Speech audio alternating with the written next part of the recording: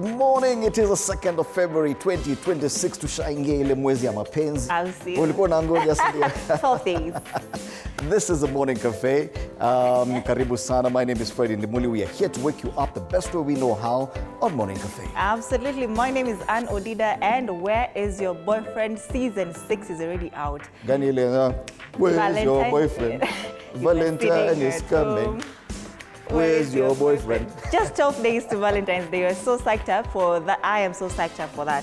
But today is World Wetlands Day. And interestingly, it's World Play Your Ukulele Day. Did you know what that is? Ukulele. Ukulele. You have to say it with a twang. Ukulele. And I'll tell you how to celebrate this day. Get together with a whole bunch of others who like to play the instrument and get a jam in. All right. They say go out, get a ukulele to call your very own. It's a musical instrument. All right, so where are you watching us from this morning? And we're here to take a look at some people who've already woken up and they're watching us. John Kenyans is one of them. He says, good morning, watching us from Karatina. John Kenyans, live from Karatina village. Pale Madera, wa Munyoro hapo karibu next. Oh, wow. Okay. 2910 is watching live. Jane Mwangi. Hello. Tuned in from Madera Nyeri this morning. Jane Mwangi. Unajua Madera na Karatina is the same place. Oh, wow. So ni kama kuna what's happening in Madera, Karatina? What's going on? Tambieni. I am Peter, following the show from Gatanga, Muranga. Munakaa poa sana. Oh, wow. Si hata tutumie picha tuone vile unakaa. I bet tunakaa poa sana pia wewe. Huyu ni Annie. Good, Ann with an E. Anasema Ann kutoka watching live from Webuye. Okay, Ann from Webuye, Bungoma County.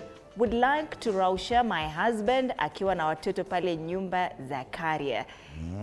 Ungetuambia jina yake tumraushe? Lazima. Who else is watching us this morning? Huyo ni Ann, huyo kutoka wapi? Zakaria. Ati kutoka Zakaria. Huko ni wapi? Zakaria ndio bwana I guess. Oh, bwana anakaa huko. Daniel tuned in from Oyugis, Homa Bay this morning na ngoja uchambuzi wa gazeti. Ngoja hapo inakuja. Sibanduke. The last one this morning, this hour, this 30 minutes, right? Good morning, Anne. Salimia Fred. This is Rose Wendo, tuned in from Kangundo, Masha this morning. Fred, umesalimika? Nimesalimika. Sawa. Let's take a look at the local dailies. All right, let's take a look at the dailies, and today you will see that the two major papers have the same headline. They're actually sharing it. This is a Standard, the Grand Cover-Up, and this is the Daily Nation, Grand Cover-Up. So what exactly is being covered? Same story, by the way. Yes. Ni kama wali agree. Wow. So that's the Standard and the Daily Nation. People Daily, inside opposition's push for Matiang'i to back Kalonzo. Yesterday Matiang'i alikuwa anaongea, sahi anafinya na afichi. Taifa Leo, ODM inaendeshwa na Ikulu, Osotsi. Huyu ni naibu wa kiongozi wa chama. Pia alifinya huko. Hata anafinya. Now the Star, 85% of Nairobi houses in danger of collapsing. Wow. Na ameweka pale debris, collapsed building. Business Daily, taxpayers face a 23 billion shilling bill over Coco Network's death. Kuna kitu inaitwa Coco Network. Clean cooking, ni gas. Sasa ni kama ilikufa. Iko. Anyway, we'll tell you more about that. All right. So today we're going to be having these three gentlemen in studio to help us discuss the headlines. Dr. Makali Mulu, MP Kitui Central, Dr. John Kanyuithia Mutunga, MP Tigania West, and Joshua Kipto, Wakili, Advocate of the High Court. They'll come at 6:30. They will be here in studio. Do stand by for that. Remember being a Monday Blitz? My fans were Arsenal wanafurahia. Today at least you're smiling. I can see you're smiling, huh? Absolutely. At least then director yuko kutu, you know. Ule wacha watu wa Man U watulie kwanza. Man U still won, but they're doing well. Wanajaribu kidogo. Even producer amekaa hapo kwa directing. Hata ni wa Man U. Wanajaribu, Man U wanajaribu. Yes. They're only like 12 points behind us, lakini wanajaribu, wanang'ang'ana. Yes. Sio mbaya sana. So Monday Blitz coming up later. Fred Arocho, Katela Macy na wengine watakuwa hapa discussing the latest in sports. All right. Tuvuke border, tuangalie what you're talking about in the region, and we start off with the East African. South Sudan on the edge yet again. They say renewed fighting since December 29, 2025 has triggered mass displacement and worsened the humanitarian crisis across Jonglei State, now declared a no-fly zone. More than 10 million people are in dire need of $1.7 billion as urgent aid. Sudan has been crying for a very long time. South Sudan, rather. Well, so renewed fighting. And you know, it gets to a point we stop talking about what's happening in these countries. Like Sudan, do we even talk about the war in Sudan? Tulimaliza yo and we moved on. Even Congo. Now South Sudan, there's renewed fighting. No one is talking about it in the region. It's a member of the East African community as well. Yeah. Now, 1 million refugees at risk in Uganda. Funding cuts have seen aid organizations scale back operations extensively. That's another story here. Victory at mini polls now fire up Ruto. President tells delegates he foresees a massive electoral win come 2027. He said 3 million. 3 million. Lazima. That's a magic number. And this, the East African outlook this morning. Yes. We go specifically to Uganda, where the focus is on matters education, while they release results at UPE, ile primary education. So best districts per subject, their ranking and kila kitu to do with education now wanaendelea. You remember, see what nasema we stopped ranking in schools. Uganda wafichi. They rank even the teachers. Wow. So today they're ranking the best districts per subject. So UNEB results, the primary leaving examination results released on Friday, show a significant improvement in English and great decline in social studies and religious education, SST. Ni kama washiki maneno. Our analysis of performance per subject by district reveals an interesting pattern. Now, ameweka pale some of the top performers, some of the top schools, some of the top districts in as far as English is concerned, na wengine hata mathematics. Rubizi wako mbele kwa mathematics. So that's the main story there. Primary curriculum under review, says government. Hata wanafikiria wanataka kwenda CBE. Muna hakika? SACCOs to continue income tax exemption holiday, according to officials. So those are the main stories. Pale juu UPDF, Muhoozi funds hit back at US over CDF's remarks. Huyu jamaa amechoma sana. Muhoozi amechoma sana. Akasema watu wa US kwanza hao ndio wanaleta shida. You see, he tweeted a photo of Bobby Wine's wife seated on the floor. Yes. On the floor na maaskari wamesimama karibu naye na akasema hata ni US walisaidia Bobby Wine kutoroka. Na wasituletee sijui nini. Ikafika mali ikabidi ya delete hiyo tweet na aka apologize. But a US senator said, we don't care about your deleting tweets or even apologizing. Hiyo umesema? Utaona. So, lakini sasa unasikia kuna wale fans wake wanasema ati sijui US watafanya. Ninyi mnataka kutishana kupimana nguvu na ndovu. Anyway, that's a Daily Monitor. Still in Uganda, the new vision, Bado Education, given prominence here. Best 500 UPE schools named. All of them are here on the front page. List of top government schools inside. And senior one cutoffs expected to go down. And this story is on pages 6, 3 and of course 14. Top 500 UPE schools ziko hapo pia. More than 160,000 cases still unresolved in courts. That's another story on page 15. Kama tu sisi. We have a lot of pending cases in court. Backlog iko proper. I had the Chief Justice in Kenya order the Kibera courts to open on Saturday. Ndio cases zipunguke. So same problem even in Uganda. Yeah. So 509 bodies buried in KCCA cemetery last year, according to a report in Uganda. Sisi yetu pia imejaa. What is that? Langata. Langata cemetery is also full. Anyway, Kazinda challenges AG appeal in corruption case. And on the top strip, kuna maneno ya mapenzi hapo inaongelelewa. We met on Bukede TV's Oni Abonyonya program. Hao ni wapenda nao. It's a month of love. All right. So it's good to see that. From Uganda we go to Tanzania. Wanazungumzia nini wale wabongo pale? Daktari Mwigulu awakingia kifua wazee. Aonya tabia ya vijana kujibizana na kukejeli wazee na viongozi wa kiroho. Ahimiza uvumilivu wa kiimani. Wachambuzi wafafanua kauli yake. Ananukuliwa hapa huyu waziri mkuu Daktari Mwigulu Nchemba akisema anatokea mzee mtu mzima, mstaafu au ambaye kwa rika hulingana naye. Amesema jambo unajibu kama ni mwanarika mwenzako. This is moral police now. Unajibizana na wazee kwa nini? Hiyo lakini nani amesema? Unajua Gen Z hawajui hiyo maneno. Hawajui. In fact tunasema wanajibizana respect, proper. Two-way traffic. Yes. Nafikiri hiyo ndio imemkwaza sana waziri mkuu kule Tanzania Dr. Mwigulu Nchemba. Sema Gen Z wanajibizana na wazee sana. Wacheni kujibizana na wazee. Wengine wamestaafu bado mnajibizana. Serikali ile ya the equivalent of the broad based inaitwa SUK, ilikuwa inaitwa Unity Government. SUK bado kizungumkuti, siku 9 za salia. Alichosema mwanasheria, hii hoja ya siku 90 inatokea wapi? Hatufanyi kazi kwa pressure ya siku 90. Hatuna pressure ya katiba na rais hana hiyo pressure ya kikatiba kujaza ndani ya siku 90. Nakumbuka there was a promise that kila mtu atajumuishwa katika hii serikali ya muungano. Sasa ni kama broad based. Kila mtu akuje wafanye pamoja. Mbakisha siku 9. Kuna ripoti maalum pale sababu Iringa kuwa kinara wa udumavu. Na hapa namwona Rais Samia Suluhu Hassan anasema wasiwasi serikali ikianza kuelekeza mkakati wa KKK kisayansi na kujenga umahiri wa kusoma, kuandika na kuhesabu KKK.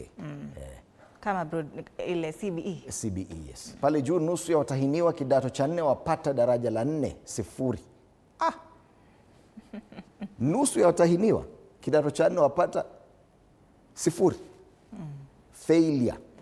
Kule Bongo. Gazeti la Mwananchi. Alright, tukisalia kule Bongo, The Citizen.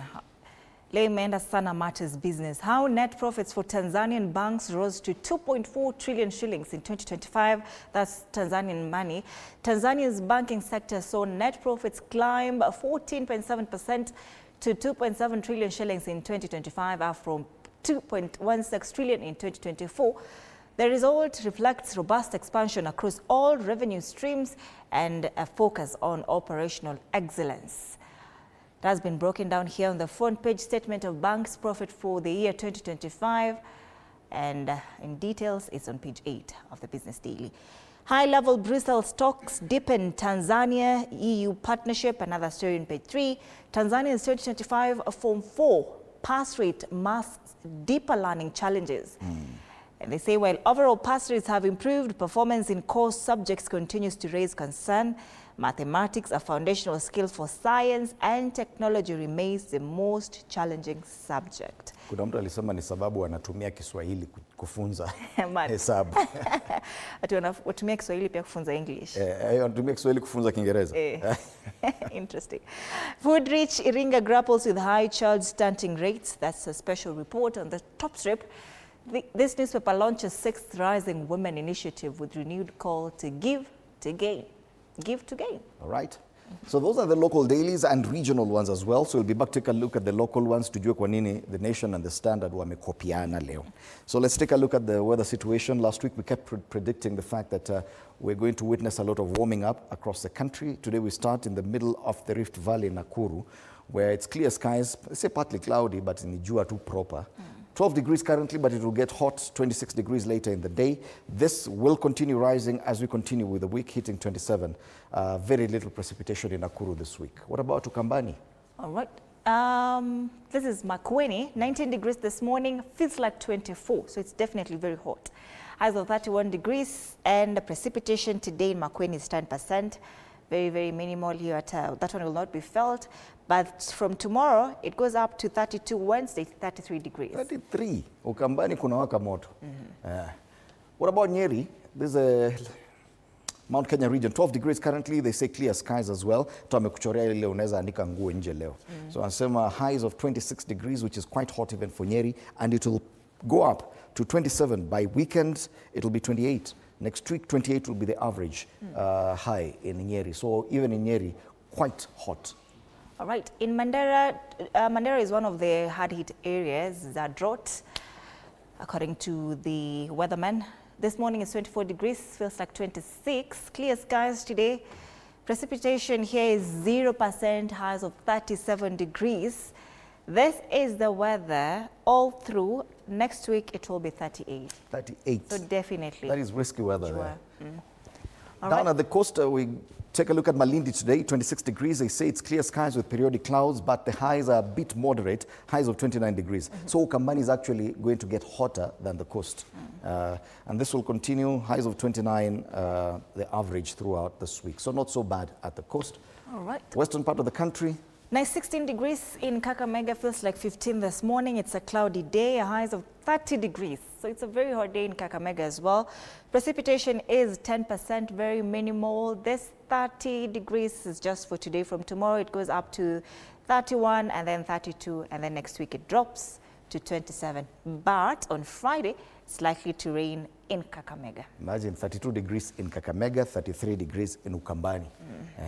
What about Nairobi? We saw more or less the same kind of weather. They say it's a cloudy day today, 16 degrees currently, highs of 27 degrees, which is a bit lower than what we felt probably at the weekend. But that's only for today, because once we get to midweek, go back to 29 degrees, and that average continues for the rest of the week. So it promises to be a very warm week, even in Nairobi. Yes. And it's February. February. Joto, mapenzi, haziambatani. No weather for two. Let's take a look at the traffic situation. Most roads are green this morning. I can see some trouble at this interchange pale Donholm, Manyanja. I can see this region here, kuna kitu inaendelea, sijui ni shida gani pale. Those guys on Jogoo Road, if you can tell us, please let us know what's happening. Let us know. Ati kuna strike mali? Yes. Wapi huko? Remember they said wanaenda strike juu bodaboda za rogue. Unaona pale Manyanja, that's a trouble spot there. I can see some stretches of yellow along Jogoo Road, and after that, this area here, Haile Selassie Avenue and Landis Road, getting busy this morning. Other than that, everything else is smooth. Most other tributaries into town are looking green, and when I say that, I'm talking about Thika Road. Mahali kunakuwa na shida, lakini kuna shida mahali. Hey, iko shida. If you're using Thika Road, that entire stretch from Kasarani to Garden City Mall is chock-a-block right now. Angalia hiyo, red, yote. Hii kama hujafika hapo, if you can avoid it, use a bypass from Ruiru, either towards Northern bypass or Eastern bypass, because pale kuna shida between Kasarani na Garden City Mall. This is going to be a problem. But it means that those guys using Kiambu Road might get an easier time getting into the CBD. Other than that, Mombasa Road, ABC Place to Town, Wayaki Way, Ngong Road are looking good. So the biggest problem, pale Donholm, Manyanja, na Thika Road. All right, that's the traffic, 17 minutes past 6 a.m. Now, that strike could threaten movement today. All right, let's have the quote of the day.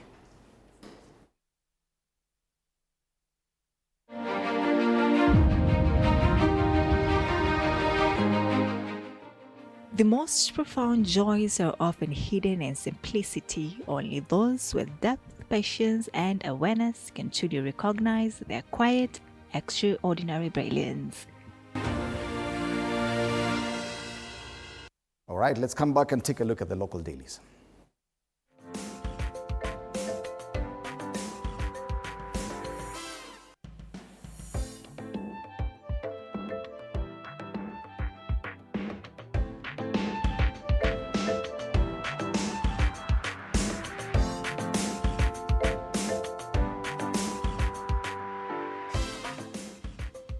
All right, so two dailies today share a headline. That's the Standard and the Daily Nation. We start off with the Standard, the grand cover-up.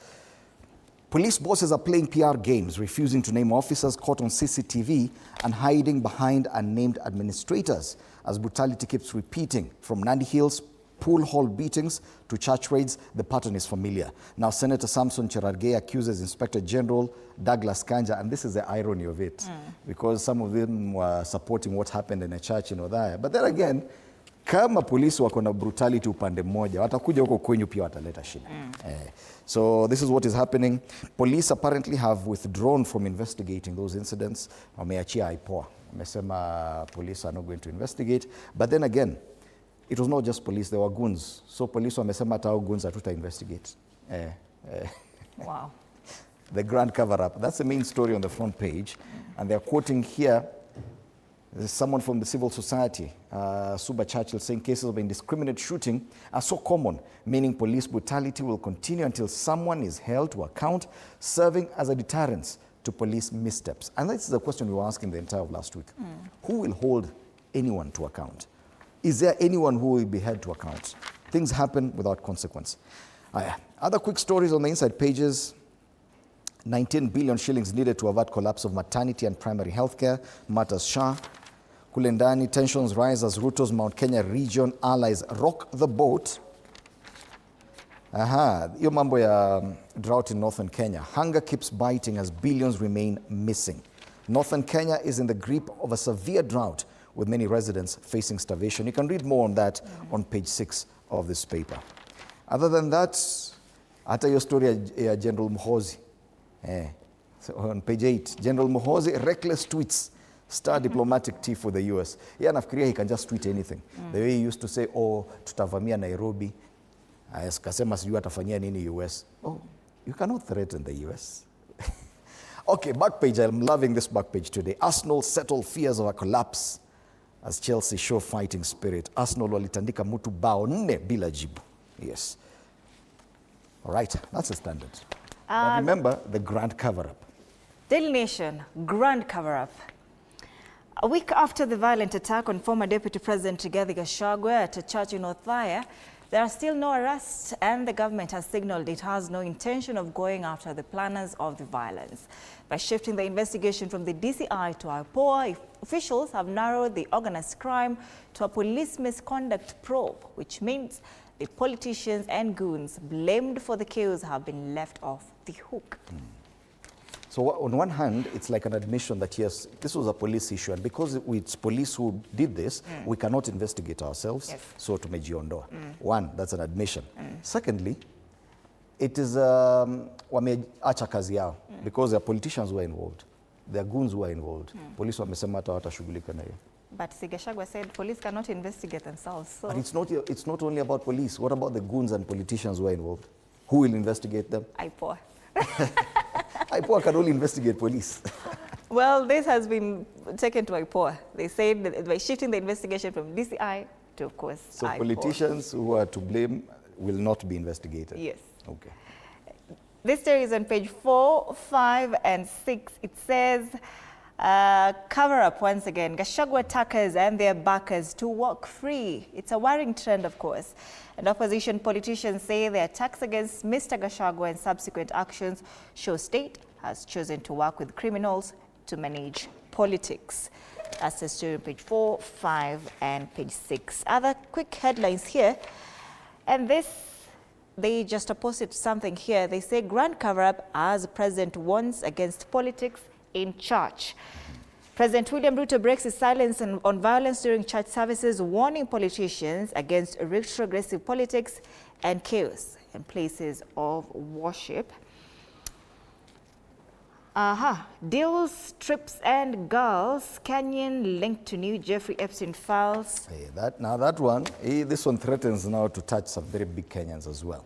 Kumbe Jeffrey Epstein alikuwa anakuja Kenya na wanachukua watoto huku. Wow. Mlikuwa mnafikiria hizo files ni za watu Amerika peke yake? Hapa Kenya. Hapa Kenya. Anapeleka pia watu. See, some people apparently come as tourists not to see wildlife. Yeah? But it's sex tourism. Wanakuja, then there are people who actually go into the villages, wanachukua watoto wadogo wanawapelekea wapi? Kule kwenye mahoteli makubwa. Human trafficking. Yeah.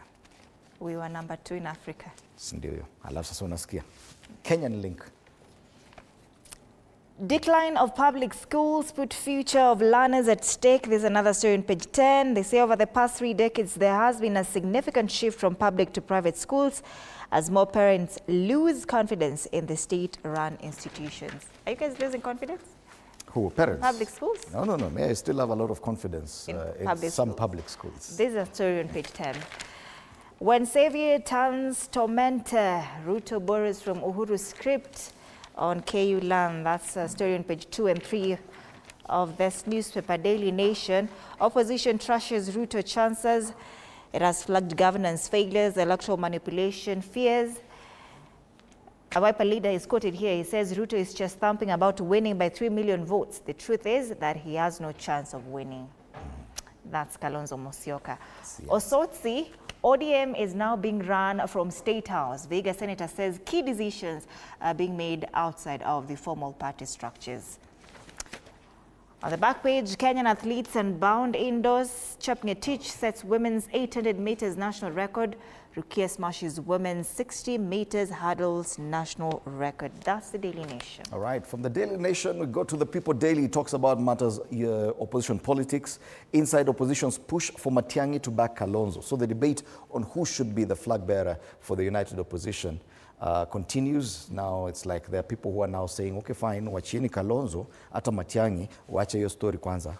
Can we all back Kalonzo? That one voice, that's a story as covered by the People Daily.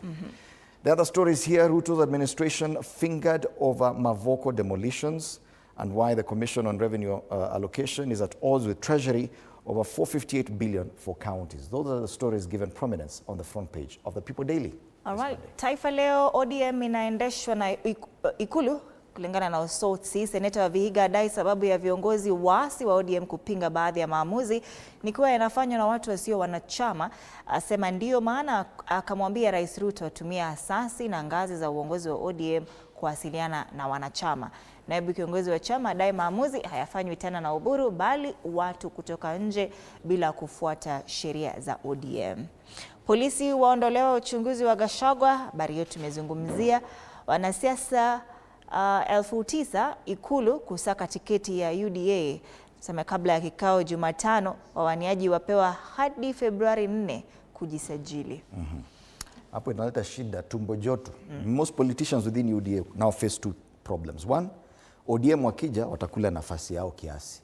Pili, next year ni election. So most of them are keen on their own re-election. Yes. Ni wakati wa kurudi mashinani. Vitabu vya gredi ya 10 havijafika shule zote. Ni habari nyingine katika ukurasa wa 3. Na kule Juma daktari wa Nairobi kurudi kazini baada ya siku 45. Chama cha KMPDU chasema hatua hiyo ni kutoa fursa kwa mazungumzo. Na masuala ya spoti pale pia mashetani wekundu wamefufuka, ni swali tu. Baada ya kulemea Man City na Arsenal, Man United wafieka Fulham na kurukia 4 bora, EPL 4 bora. 4 bora. Mani wanajaribu lakini wako kama point 15 nyuma ya Arsenal.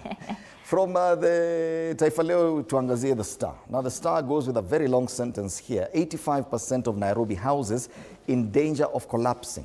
This according to agencies. 85, that means more than 8 out of 10. Yes. Experts now blame high demand for housing and poor workmanship, and they have a picture there of a collapsed building. Say lives of city residents in danger amid blame games. That's a story, and it's the only story on the front page of The Star. Something else that has been highlighted here, Narok family mourns firstborn son after KDF training death. Or a story on page 2 of this paper. On the back page, Shabana joined race. Matters local football, the local league. So if you can read more on that on The Star. Business Daily. Taxpayers face 23 billion shillings bill over Coco Network's death.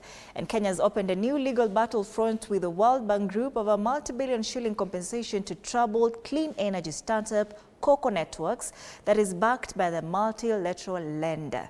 Coco shut down Kenya operations and is on the brink of bankruptcy after dispute with the Kenyan government over the sale of carbon credits.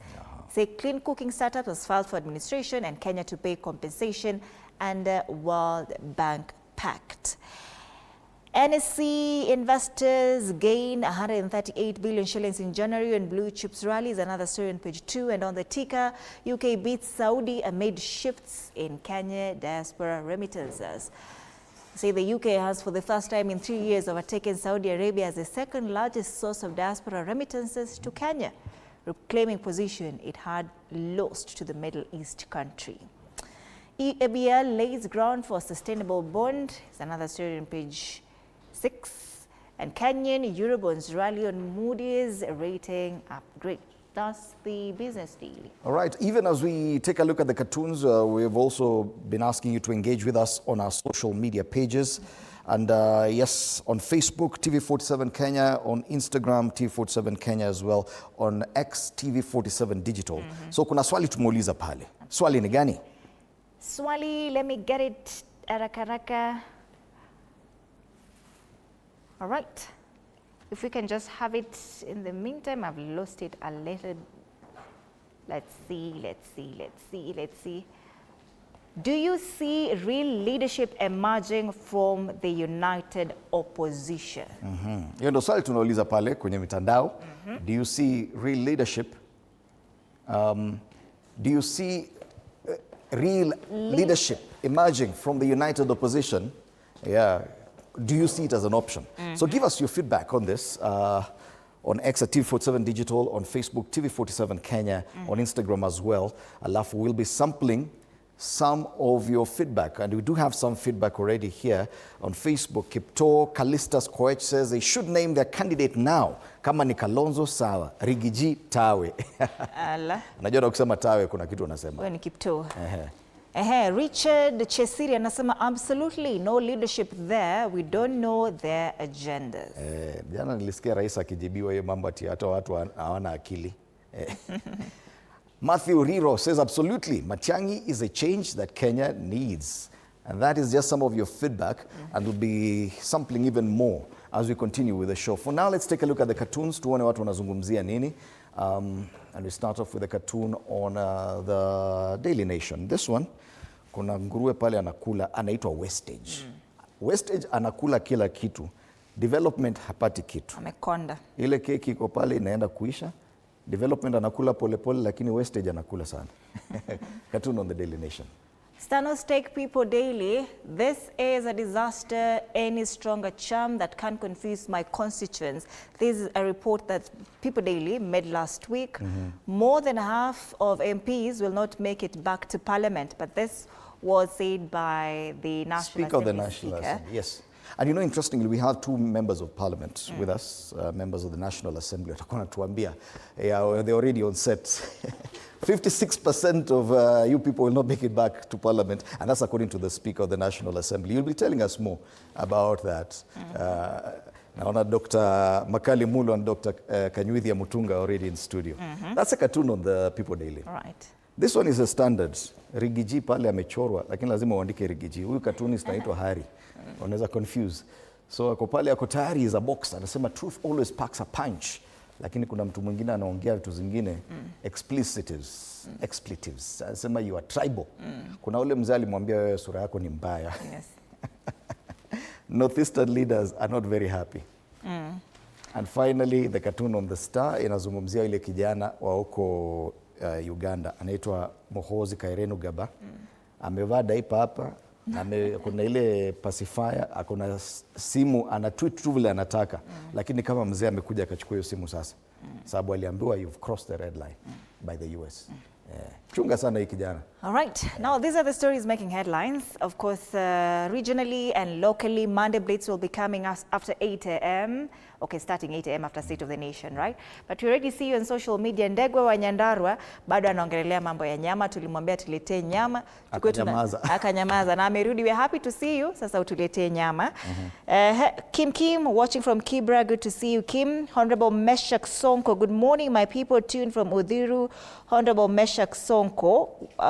Wekesa anasema yeye anataka kuwa MCA wa huko kwao.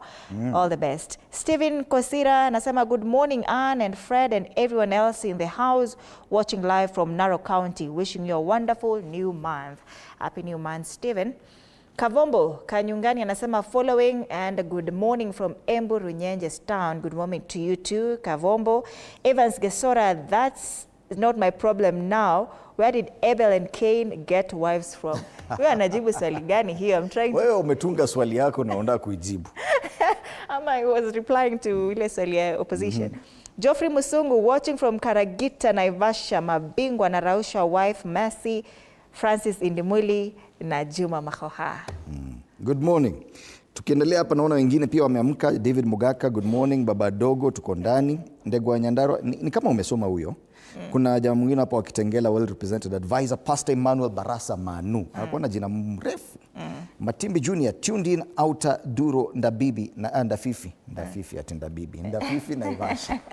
Milton Rogers, tusikusahau uko hapo pia. We see you, Bungoma County is watching. Na producer amesema Waluya mnajipenda sana. Lazima tujipende, usipojipenda utapendwa na nani? All right, keep interacting with us on our socials. TV47 Kenya on Facebook and on YouTube on X at TV47 Digital. You can tag us at @Ann_Odida. The hashtag is Morning Cafe TV47. My handle on X at Fred Indimuli. Now this gentleman after the break, Dr. Makali Mulu, Dr. John Kanyuithia Mutunga and Wakili Joshua Kipto.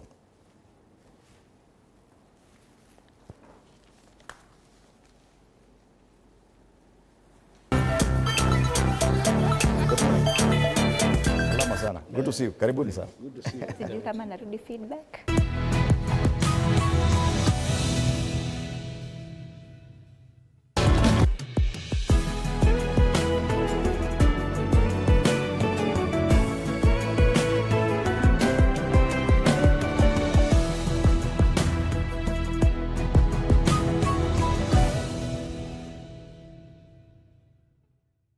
No more excuses. It's time to rise, grind, and own your mornings. Join Coach Shadrach Ouma every Monday to Friday from 5:30 to 6 a.m. only on TV 47. Full body workouts, zero equipment, maximum results. Start strong, stay strong. TV 47 Fitness with Coach Shadrach only on TV 47.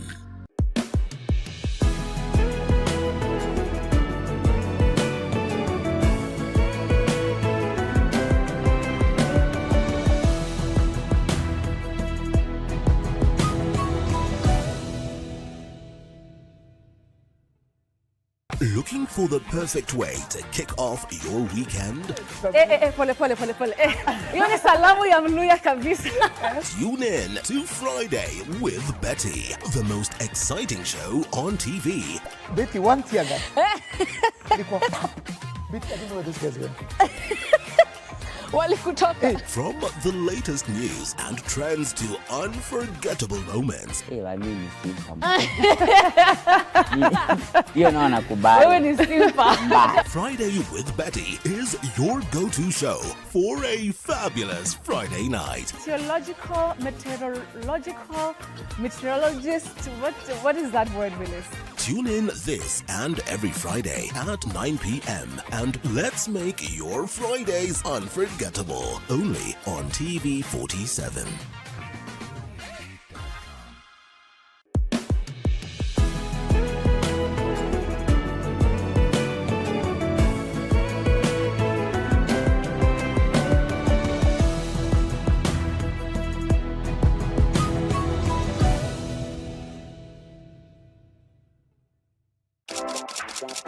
This is Kenya's #1 talk show, Dr. Foreke tonight. My name is the Eagle himself. Dr. Foreke is my name. We are flipping the script, but guess what? Or should I say, guess who is taking over tonight's show? Ani wewe furahia umekaa na kasukuni. CP unit ni Punet. Punet. So you guys knew about Piga. Sawa basi. Sema, that gave it the whole time. I don't want to go back to brokenness. Never. I just love the high life. Siwezi taka kuimagine ati nimesota. You have to watch to find out. Tune in every Wednesday from 7:30 p.m.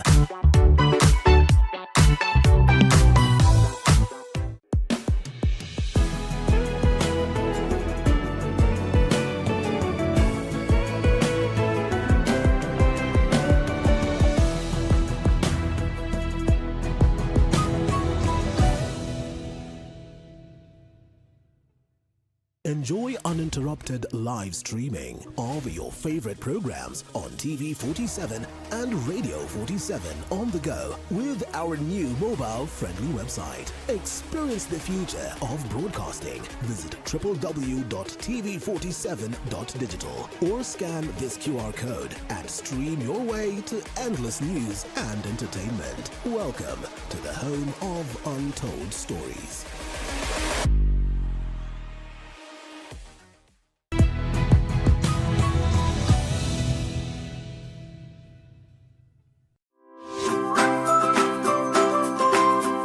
Next time you need fresh lemon juice, microwave a lemon for 7 to 10 seconds. Then roll the lemon back and forth under your palm on the counter. When you squeeze, you'll get more juice from the lemon with way less effort.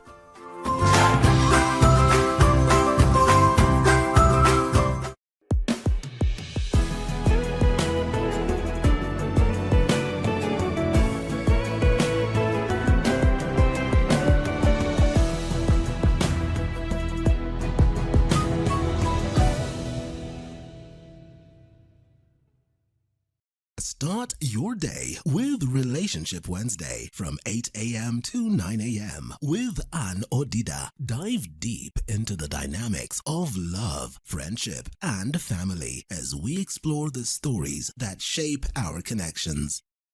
Then satisfy your appetite with Tasty Wednesday from 9 a.m. to 10 a.m. where Anne serves up delicious recipes, cooking tips, and the latest food trends to inspire your next meal. Relationship Wednesday and Tasty Wednesday every Wednesday, 8 a.m. to 10 a.m. only on Morning Cafe.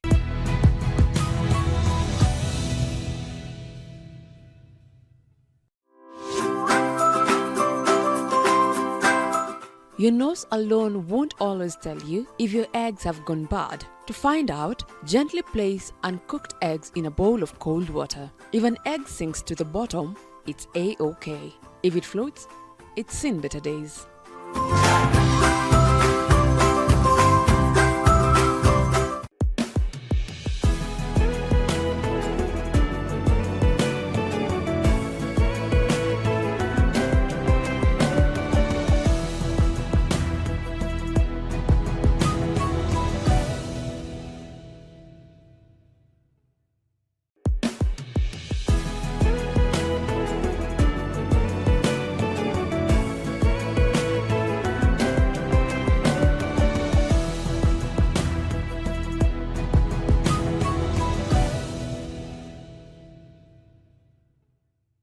No more excuses. It's time to rise, grind, and own your mornings. Join Coach Shadrach Omer every Monday to Friday from 5:30 to 6 a.m. only on TV 47. Full body workouts, zero equipment, maximum results. Start strong, stay strong. TV 47 Fitness with Coach Shadrach only on TV 47.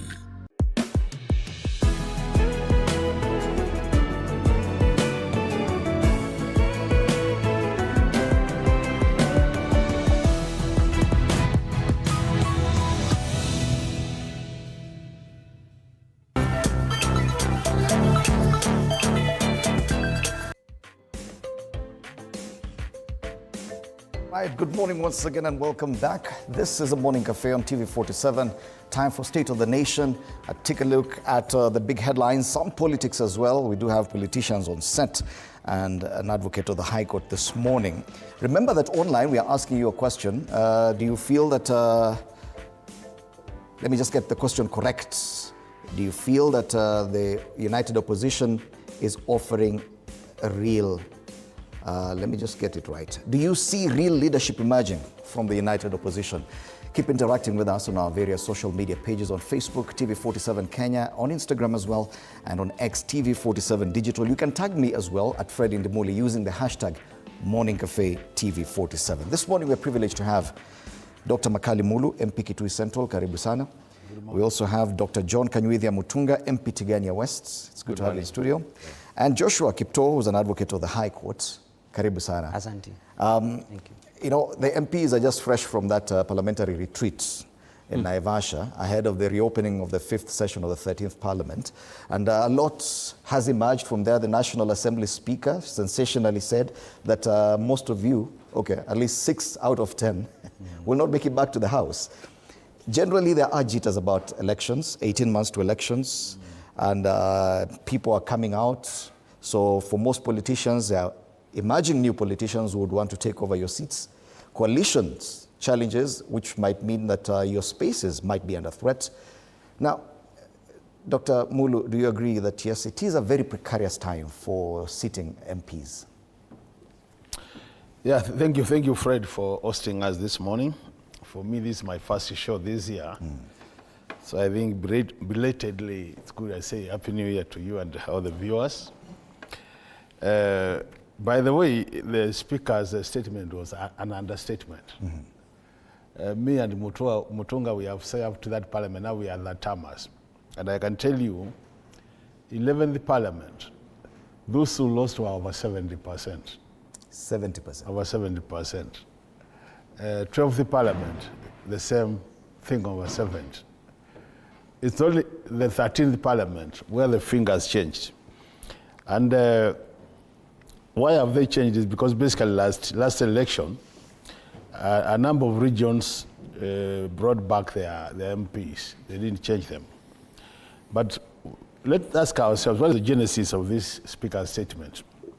What had happened is that the parliament had hired a consultant, an actuarial scientist, to look at a bill which is under process. That is a pensions amendment bill, which is actually my bill. So the actualist was trying to analyze over time. So this was an average figure for about 6-7 years. And that's how the figure was becoming now slightly lower than 50-60. But I can tell you for the last 3 elections, it has not been very good. And it happens, and I can tell you for sure it's going to happen again. So members are psychologically aware that this is likely to happen. And you know, statistics don't lie. So by data. So the only thing you do is you focus on your ground. You make sure you explain your manifesto to the people, implementation of your manifesto to the voters, and if they are convinced, they will bring you back. But generally, the figures are always like that, and that's basically because Kenyan politics are very competitive, very, very competitive. You realize that if you don't meet the expectations of the voter, they will always kick you out. Yes. And there are other dynamics. For example, party dynamics. Yes. There are also issues of money. You know, when you are in a sitting MP like we are, me and him, you are likely to be caught up if you are not very experienced. That elections are here and you have no money, and you know, and your opponents come with all the money, so they are ready. They've been preparing. They sweep you off the ground. This is when now you start seeing new aspirants coming to challenge you directly, telling you, and most of them are buoyed by that statement by the speaker that most of these people are not coming back. Yeah, that's true. And it's the time they start challenging your track record. Even on social media, I've seen Dr. Mutunga. You've been challenged by quite a number of people. Some were interested in his position. Do you think that even the national kind of politics is playing a role in this, so that it's quite different, probably something different from what we saw the previous electoral cycle? Thank you very much, Indimuli, and good morning, Kenya. I think to a large extent, the national politics, national level politics will play a major role in the election of the sitting MPs. There have been a few issues that are important to focus on. One of them is the widespread misinformation that has been taken as gospel truth by Kenyans. You can have a very good track record of development, but then it is demystified, and then other things are picked from the little that probably you haven't done, or the corners that you have not focused on. Then they are blown out of proportion, and people are given the wrong narrative, and they believe the wrong story. I'll take a very specific example in my constituency now that you mentioned. There is a school called Kiare Primary School. Kiare Primary and Junior School is one of the schools that I focused on. The previous member of parliament had done a class in that school. The community had done several classes. I think they had done around 4 or 5. In date 1, that is 6. And then they needed 2 classes to be able to have 8 permanent classes. And these 2 classes were somewhere the school was running. So there's a wooden block, wooden 2 classes that they came and they approached us and told us, if you can give us 2 classes, then we knock out this wooden structure, we'll be able to do a good job. And we actually gave them a class in 2017-18 and 2019-20. So we finished and we agreed now, please get rid of this structure. And then the county government also did the unit for Sekechea. So the school is completely done. But the structure was not removed. The wooden structure was... The wooden structure was not removed. There is this teacher who has just decided to become a content creator. A lady teacher, I don't remember the name, who has decided to be a content creator in that school. And then she has decided to, somehow she has agreed with the school management to take a few kids into that class and then record herself and try to configure. And she's even fundraising. I think it's a wrong approach, and I don't know whether it's ethically correct. I've actually questioned already the sub-county director of education is going there this morning to exactly establish And we've gone there and we wondered whether it is the carry that we know, because I saw it and I saw it spreading in social media. I have a daughter in London who wrote and asked, Dad, why are you all over? What are you doing? What is happening? What is this you're being associated with? It's not true. Okay. People are really misinforming others. The other issue that will play a role is the deliberate the mystification of work done. Like in my constituency, I can say one thing that somebody can really major on is roads. Tarmac road construction has not been really major. We have 2 roads, say 3, that have been promised and they have not been delivered. At least 2 of them are now contracted. I am clearly aware that the contractors should be going to site this month. By the middle of this month, they shouldn't be on site because they have been given commencement on that too, which was signed on the 21st of last month. But there is one which has not found itself in the advertisement. So it will still play a role. So this particular round has raised so much emotion that even some preachers, it becomes part of the sermon.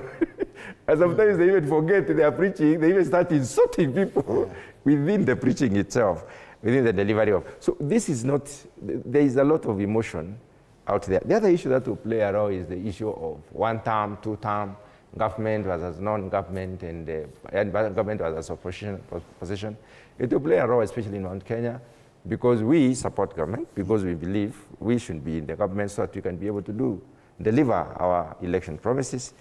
And some other people believe they should not be in government because they shouldn't actually be in the opposition. And if you look at who is outside government in Mount Kenya, it is those people who have been sacked from the government because they were initially in the government. Some of them cabinet members. Some of them are cabinet members, like in my in my county, there's a cabinet member who was sacked out of failures, out of incompetence, out of lack of delivery. And now he turns this, he wants to turn the entire community against the government because of his own failure. And we want to tell the Meru, I think it is important for the Meru to know that when people are appointed into position, they are appointed as individuals. They may come from the region. But when you are removed from a position, because of your failures, we should not really get the community. And now this member of parliament goes around saying, I mean, this former cabinet secretary goes around saying that the members of parliament are cowards from Meru, they are all very useless, they cannot do anything. We are called cowards because we have not rallied behind him. We have not stood into the nonsense of saying now this person should be returned to cabinet because of his own failures. So I think some of these narratives are going to play a role to those who may not have been reached by the actual truth. And they might make decisions that are not very correct. The other issue that will play a role is the blame game. There's a lot of blame game. You have been associating with so-and-so, and you are now not good enough. We are trying to tell our people clearly, and we've gone around to tell them, we have a government. We actually elected the government, and we are the government. Since we are the government should be given an opportunity to deliver, and it's delivery. So on the day of election, or rather our narrative towards election, should be shaped by have state delivered, as a government delivered, have I delivered as a member of parliament? So if that is not the issue, if people just want to elect to get rid of you for the sake of getting you out of the way, then that is the wrong interpretation of politics. And I'll be engaging Wakili shortly to see, because even away from politics, there's a new discussion that has come up where people are really looking at the kind of development record every member of parliament has. Have you put cabro on this? Are your schools, walkways paved? And do you have roads in your constituency? But before that, there's that question we are asking online, and people are engaging with us as well. Do we have the question once again?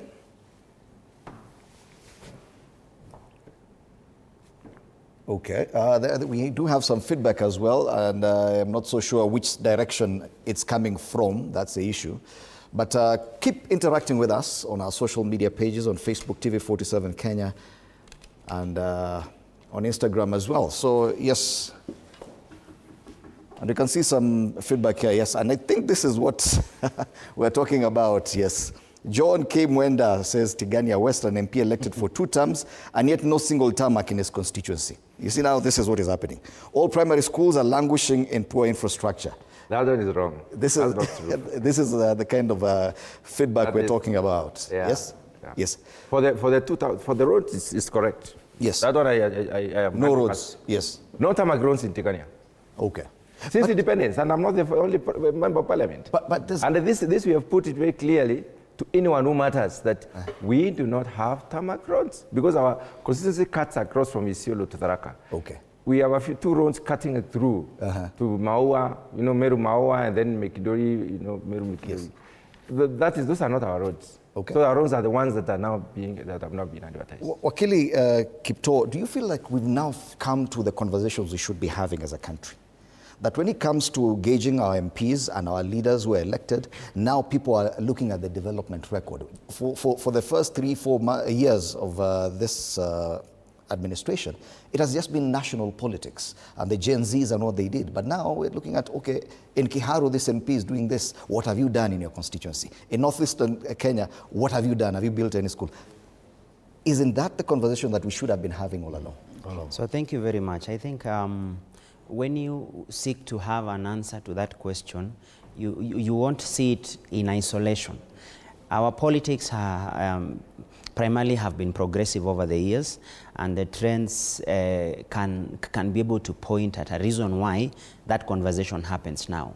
I'm happy with our Waheshimiwas, with their level of honesty when they say the speaker was a bit conservative in saying 56%. The turnover will be 70%, and that is almost like a trend. It has been so.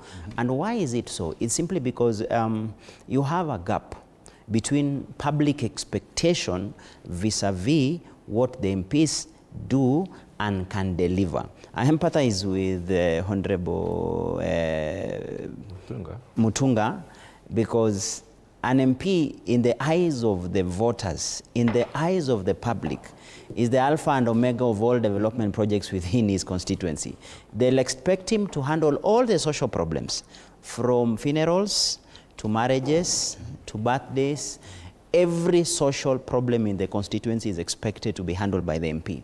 All manner of development, right from education, health, up to roads, again, are expected to be handled by the MPs. And for a long time, the elected leaders, in whatever level, carried the burden of not being in a position to execute what the public expects, not out of their wish and choice, but out of the realities, how we've structured our governance. Be that as it may, our elections, therefore, were left to the whims of, for example, ability to coin more or less like a messaging, bit of handouts here, there, and our elections were hype-based. So whoever can create a good hype and good PR wins. See from 207 coming forward. But something shifted. The moment we got county governments, the moment the devolved system happened, this is for the first time since independence, people could touch, could see what money can do.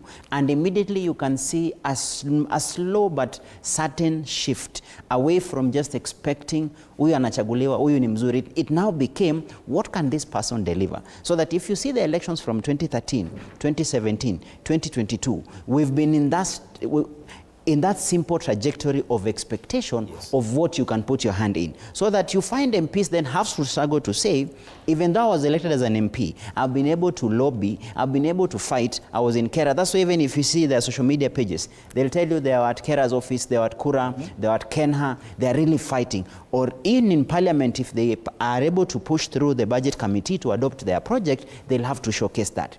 Then importantly in 2022, the elections between Azimio and Kenya Kwanza were framed around ideas.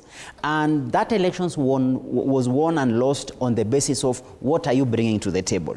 And I think even the Kenya Kwanza regime, when they came in, never realized some certain shift in the field, where the voters were now putting their value on what they can do. So that as soon as the president got elected in 2022, he was never given a chance to rest.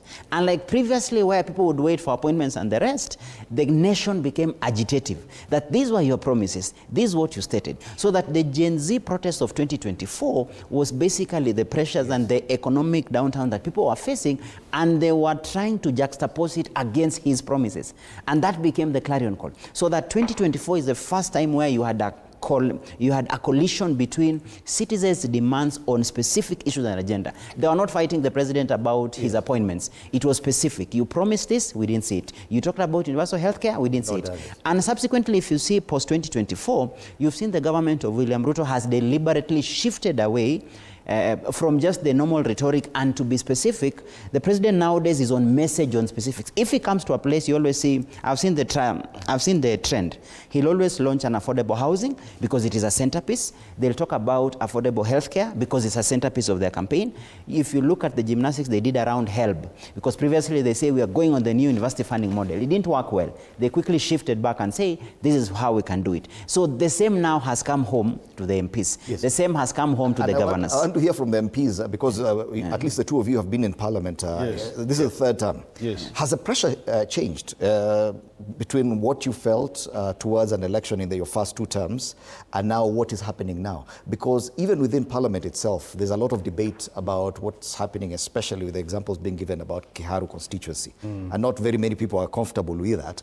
Has the pressure changed? Are people now demanding more accountability in as far as development is concerned? No, I think the issue of the social media has really backed on our work. That now Kenyans are able to compare MPs from different constituencies and how they are performing. But the truth of the matter is, as Kipto says, the issue is when you are campaigning, how do you package your messaging? Because if you are a leader who always package your messaging in terms of saying what people should hear, and not saying what should be done, then you have a problem.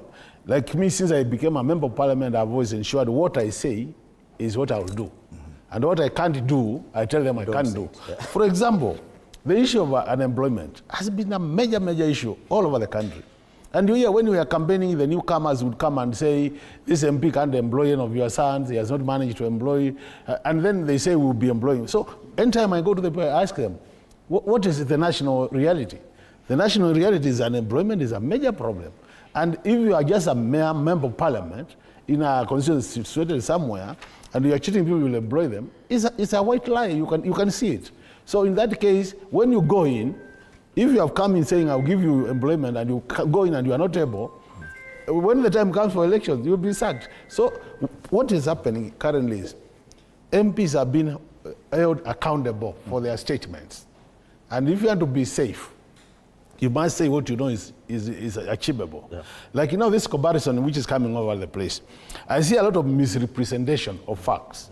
Because, when I took over as a member of Parliament for Kitui Central, I had to do a situational analysis to find out what is my constituency by the time I'm taking it. In terms of school infrastructure, in terms of electricity connection, in terms of roads, and it's on the basis of that then I program my projects and programs. That I'm able to say, since these are the needs, this is what I can do, based on what I can get from the government and my own network, if I get an extra amount. But you see what Kenyans are not picking is, and more so in the social media. You compare Kiharu and Mutunga's constituency, and you don't look at the history. So you must look at the history. And that's why I'm saying, what I see mostly in the social media is people don't do enough research. To appreciate. That is now a reality that you have to live with. Yeah, that people don't do. It's a reality you have to live with. But the truth of the matter is, people must also do research so that you understand the situation.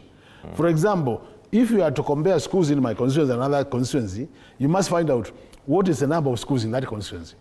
What is the student population? What is the state of those schools? Because if you come to my Kitui Central Township ward, where I come from, I'm doing story buildings. In the other areas, I can't do. Why am I doing story buildings in town? It's because even land is an issue. So I need to go up so that I save on land. But when people see that, they will say, you are getting story buildings, this constituency, we are not getting here. And these are the issues. So you can't compare apples and with oranges. You must be able to compare oranges and oranges. Do you understand why people are so frustrated about that comparison, especially when it comes to Kiharu constituency? Yeah. This disappointment, especially within the House. People don't like that comparison. I think the Kiharu statement has terribly misinformed development in Kenya. Because first of all, we need to ask ourselves, who was there as member of parliament for Kiharu before? And what did they do? Where did Honorable Didi Nyoro pick Kiharu from? If he picked Kiharu when it had permanent structures, they were all plastered, they had plastered walls and the floors were done, then he only needs to put tiles. And he can only do cabro outside there. CDF does not restrict you to do some of those things because you are developing the environment. In my constituency, I picked a constituency where I have 107 schools, public, and most of them were in dilapidated state, terrible state. In fact, I used to go to some of them and talk to parents and tell them, your school looks like a hyena. You know, a hyena doesn't have shapes, attractive shapes. There's a classroom there which is wooden. There's another one here which is just a structure. It's a mabati. Then there's another one here which is a stone, a brick done, stone done. But then it doesn't have doors, doesn't have floor, it does not be plastered or anything. So I had to do a strategy to develop Tigania. I did the first strategic plan for Tigania West, 2017, 2027, for 10 years. And we have systematically developed across, because I took sublocation as the unit of development and created sublocation development promoters, people who will sit and think and meet and talk about development in their area. I took 5 fronts. One is education. First of all, we look at improvement of the performance itself. We were the last in Meru County. We were always trailing in both the KCPE and KCSE. Right now, before KCPE went, we were number 6. And before KCSE, we are around number 5. Let me talk about figures. When I took Tigania West, we had taken 59 students to the university, all the secondary schools. There were 51. 50 secondary schools. So out of 50, it's like one secondary school was taking one student to the university.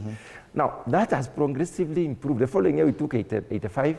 The second year, 157. The third year, 276. Last year but one, we took 616. Last year, we took 726.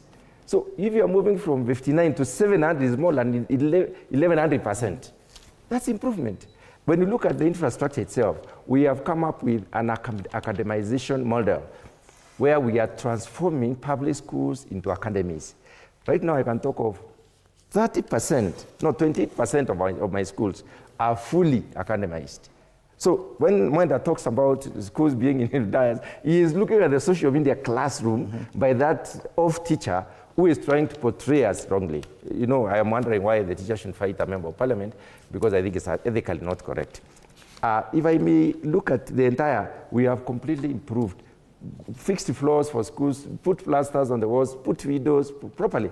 And then we have 60% of the schools are semi-academized, meaning they are more than 50% done.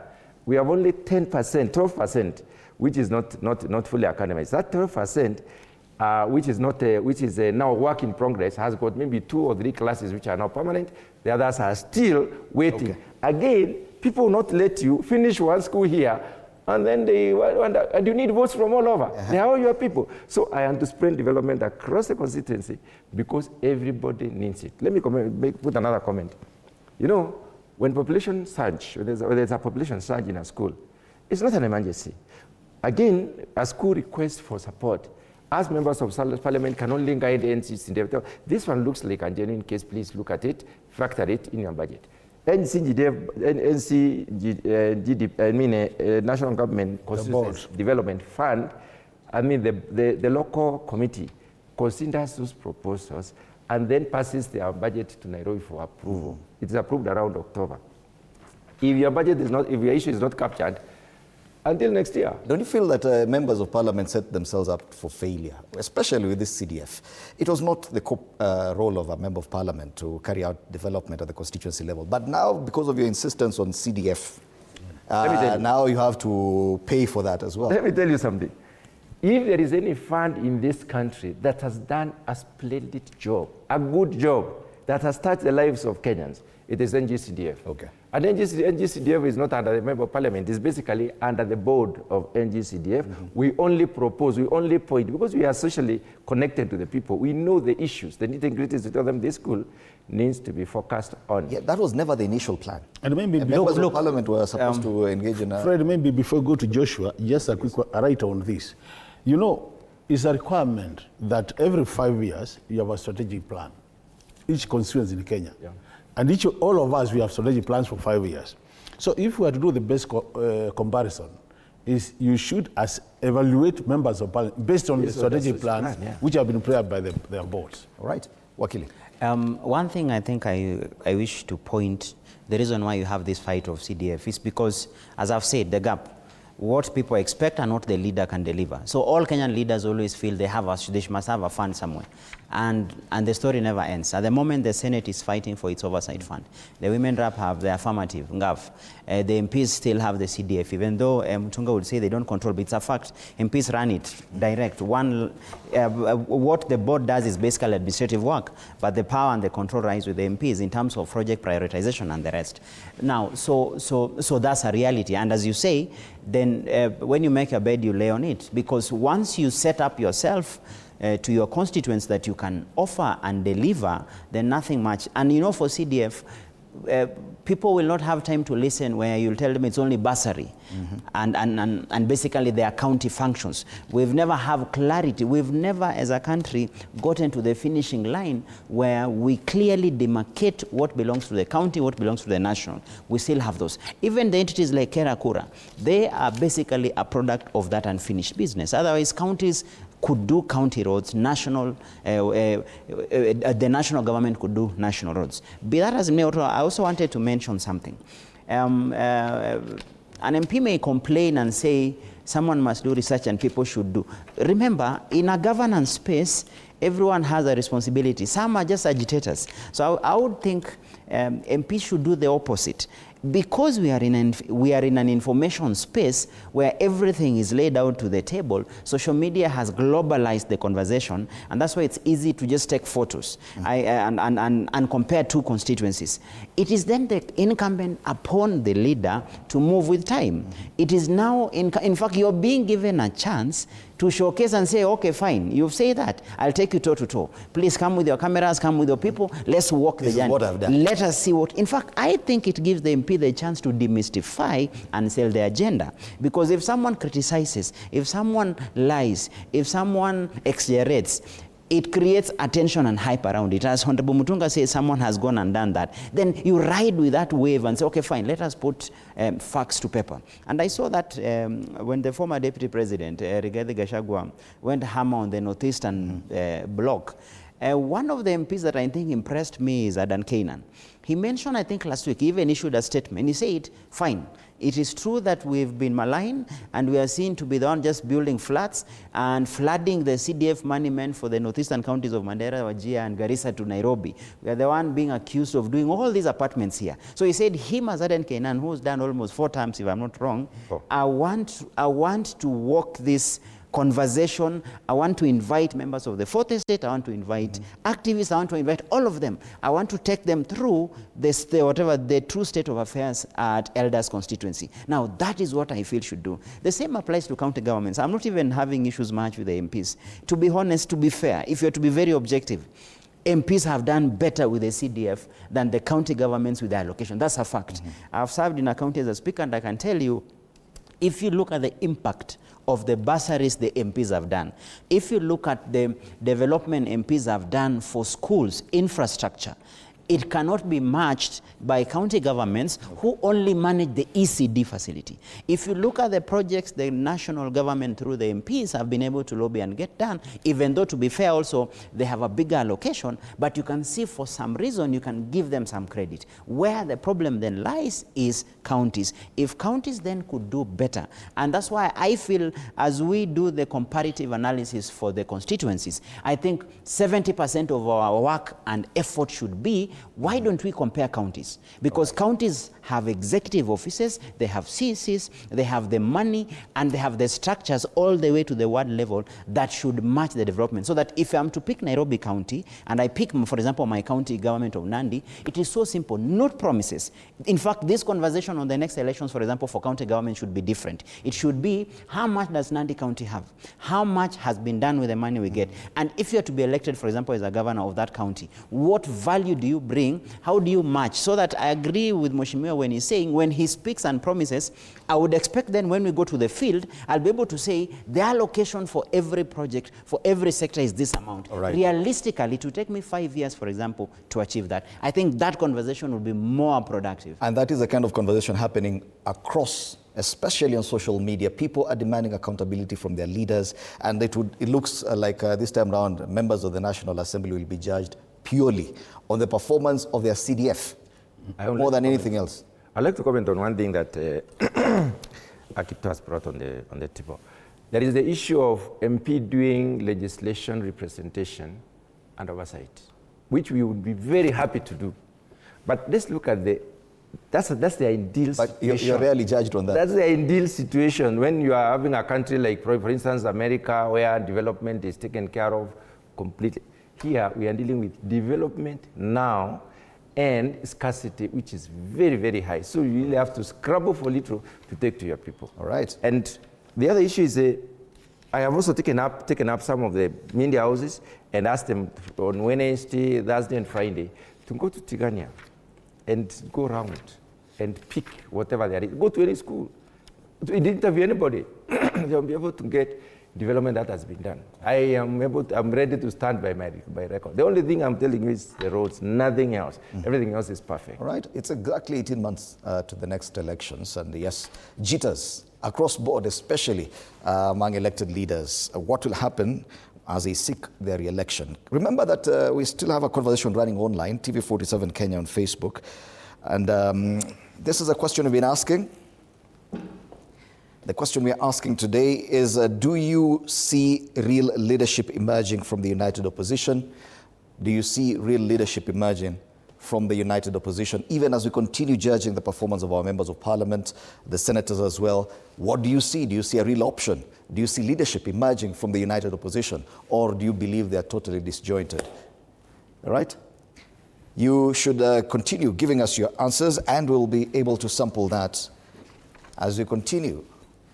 All right, so yes, I can see some of your feedback. Yeah, allow me just to take a look at that as well. Janet from Kenya says, yes, united opposition is on the right track. All right, something positive there from Janet. Do we have any other person who has commented on that? You can continue interacting with us. Sam Kip Kitur says, Karua is tested and tried. Just picked up one of the luminaries in that coalition. Mudhaura Desmond says, hawana agenda. Yes, kuna mtu hata anasema hawana akili, lakini sio hapo. Huyo hajatuma kwa social media, alisema kwa podium.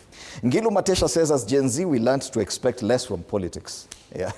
Kuna wale wako totally disillusioned, they don't even care, wanasema politicians, hiyo tuliwacha. Caprice Lightbringer says, no, they'll end up creating more division in the voting blocks, and WSR may end up back in office, more used to the same playbook. There are people whose reading of politics is totally different. Brian says, only Matiang'i has an agenda. Wengine wote agenda yao ni one term. One term haitatusaidia. Keep interacting with us. Mwangi Michael, for me, there is none. Yeah.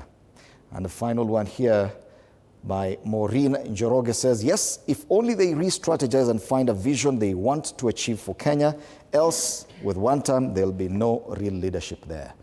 All right, so keep interacting with us on our social media pages, TV47 Kenya on Facebook, YouTube, and Instagram, TV47 Digital on X, even as we continue looking at the politics. So yes, we are done with politics of development and what will be the yardstick that will be used to judge whether or not our members of parliament should be re-elected. I want us now to come to matters political as well. And one of the stories we covered here at TV47 is about ODM, and as they prepare for that government coalition that they're planning, UDA and ODM. ODM has demanded for 50% share. Let's have that story so that it can set the stage, because that's the other thing playing out. As politicians plan their realignment, political alignments ahead of the elections next year, what is going to affect them? Remember, even within UDA, there are already jitters that this coalition with ODM might actually cost some of them a lot. Let's have that story.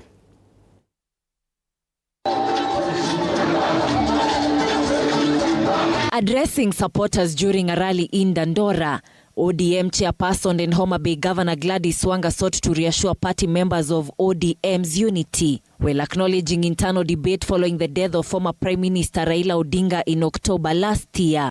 Hakuna siku hata moja tutasambaratisha chama cha ODM. Na chama cha ODM haina bei. Hakuna mtu anaweza kuuza ama kununua chama cha ODM. Kwa sababu chama cha ODM ni chama cha wananchi. Wanga said the party is undergoing a transition but must remain united as it charts its future political direction. She added that any partnership with UDA must be founded on equality, hinting at a power-sharing arrangement in which both parties would wield equal influence. Sisi kama chama tumesema hivi, Dr. Oburu Oginga aingie katika mazungumzo na President William Ruto.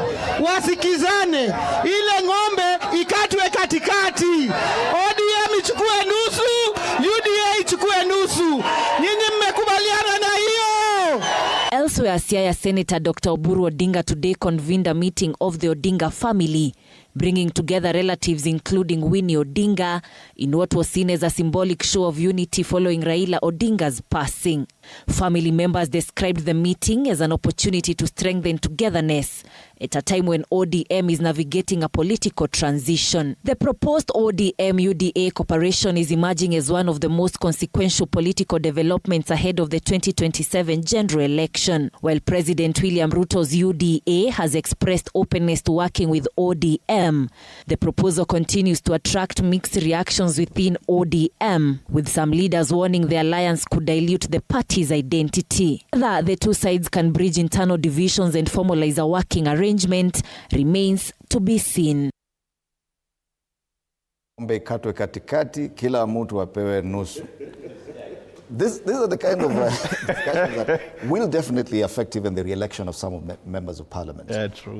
The fact that even members of UDA are already feeling the pressure that once ODM comes in, their space gets smaller. Also the fact that ODM members know that the success of that coalition will impact directly on their re-election. Now, as you continue considering the prospects of re-election for MPs, how major is this coalition? I know you do not belong to that side of the political divide, but this one will definitely be consequential. Yeah, but we don't belong there, but you know we are politicians and we have interest in whatever is happening all over the place. Generally, I think what is happening with ODM is that they are trying to say that they came into the government, that is a coalition government, late in the day, and because they came late in the day, they could not claim their rightful share. Now that they are getting to pre-election negotiation, then now they can claim their share. And from the word go, their share should be 50-50. So that if they are forming a coalition, then the Kenya Kwanza side should take 50% and they take 50%. And to me, I think that's a genuine claim. Because you realize that when they came to the government, they were able to stabilize the government. Actually, by the time they came in, the government was almost getting out of power. Now, what has happened, and this is the challenge they have, is that it's good to make these statements they are making. But I think ODM has much more to do at the level of ODM before they claim the 50%. Because for you to claim the 50%, you must also be saying, this is what we are bringing to the table. And I like the statement when the chairperson says, ODM cannot be sold to anybody, ODM will remain intact. Because to me, that claim of 50% can only become realistic if they remain united. And the challenge they have is, and I've said many times, they need to manage the transition. You've seen the other photo where the Odinga family is having a session. You know what is happening in the other regions. You have heard the statements by the coastal team saying it's our time. We also want 50% of the ODM share. And if we don't get it, we are going to start our own party. You have seen the Western Kenya, the Oparanya and the rest are saying also it's time. We got also ODM as a party to appreciate that we also have an input. So these small sections of ODM which are coming up, to me, I see them as the major threat to their demand for 50%. But if they remain united and they bring more people to the side of UDA, then they can claim that. The other thing is what you have said, and it's very true. You know, it's only that our colleagues who are in UDM, they might not be saying it publicly. But the truth is, if you ask Mutunga, the coming in of ODM to the government really messed a lot of their plans as individual plans. There are those who are expecting they would get this or get this. Now, anytime they go to the offices to compete for development, because that's what they do in the offices, you find here you're asking for development, someone from Nyanza is asking for development, and according to them, this government should be for Kenya Kwanza, not for ODM. So there's this internal conflict happening even between the colleagues in the party. And what is likely to happen? These internal conflicts are going to work against this unity. So what will happen, most of them, as we approach election, there are those who are likely to be actually exiting to the other side because of the internal pressure. For their own survival. Yeah, for their own survival. It's either you exit or you don't survive. And as we always say, when it gets to election time, the thinking is always me first, the rest comes later. And that is likely to see a lot of reorganization within the parties, a lot of reorganization within the coalitions. And to me, I think that would be better for the government. But I wish our brothers well in ODM. I've said many times, for democracy of this country to mature, we need parties like ODM to remain intact. Because these are the pressure groups who apply together with other parties so that we don't dilute our democracy. So if they were to get to small pieces, then it means that pressure will also be going down. But if they remain intact and the other parties like Wiper and the others then come and we pull the same direction, then our democracy will be maturing. Yes. For President William Ruto, definitely a coalition with ODM works in his favor, but not for any other elected leader, especially under UDA. This could just be a very inconvenient marriage for you. Do you share those concerns? Looking at the bigger picture, and this is now bringing the nation together and having a nation, which is really important. The incidences of the Gen Z in 2024 were clearly telling that we need to be careful as a country, we need to be careful as a nation, we need to have one indivisible Kenya. And the entry of ODM into government thereafter strengthened that particular position, and I think we have a running government right now. I want to pick from what the Honorable Dr. Makali Mulu has said, the fact that it is important to have a party like ODM for our country to be normal. I would like to buy that very well, because there is need for opposition and strong opposition. But when they come to government, then we believe and hope those others who are outside there will also form a strong opposition against this government. But even within the government itself, there is need for us to refocus a lot more on development, but not a lot more, it is our time. That notion really doesn't help a lot.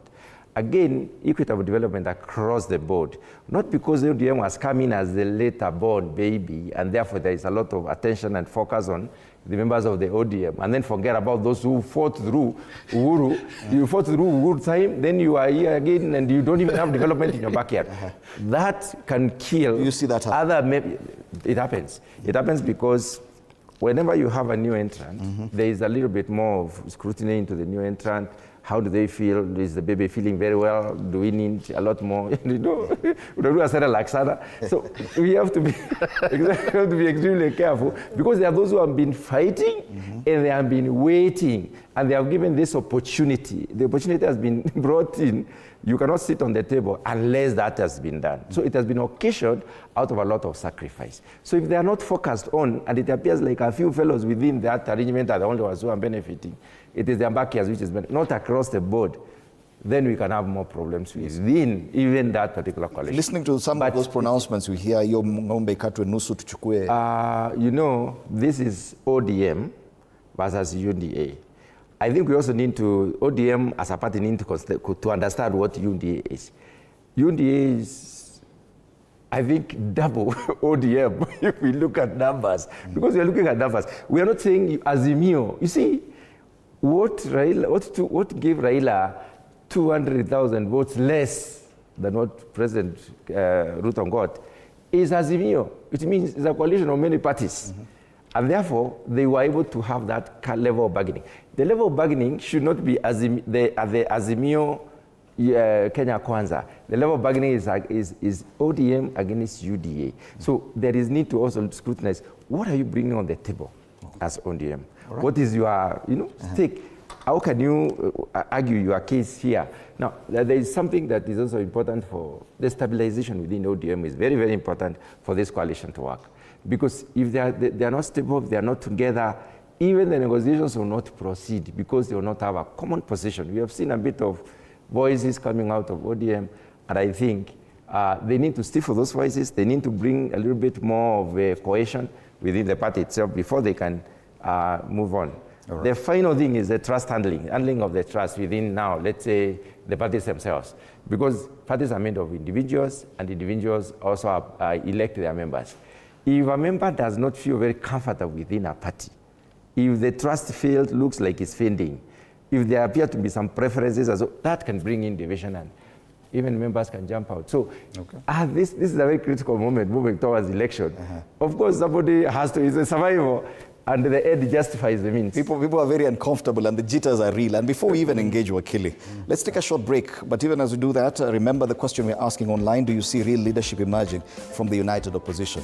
Use the hashtag Morning Cafe TV47. Remember, it's TV47 Kenya on Facebook, YouTube, and Instagram. It is also TV47 Digital on X. Give us your comments on that. After the break, we continue with this conversation. The coalition building between ODM and UDA, and that demand, lete yo ng'ombe, tukate katikati, kila mtu apewe yake.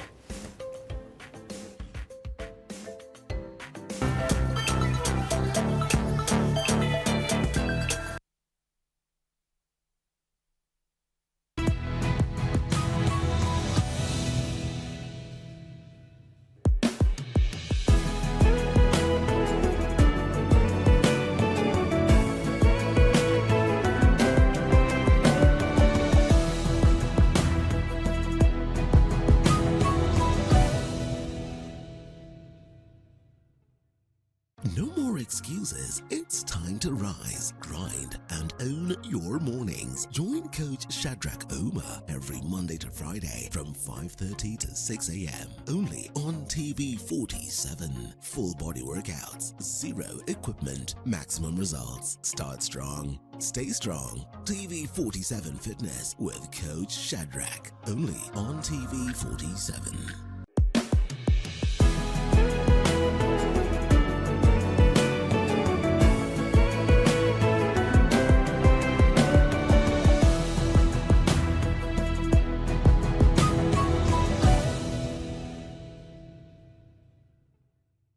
Looking for the perfect way to kick off your weekend? Pole. Hiyo ni salamu ya Mluya kabisa. Tune in to Friday with Betty, the most exciting show on TV. Betty, one tear gun. Betty, I don't know where this guy's going. From the latest news and trends to unforgettable moments. I mean,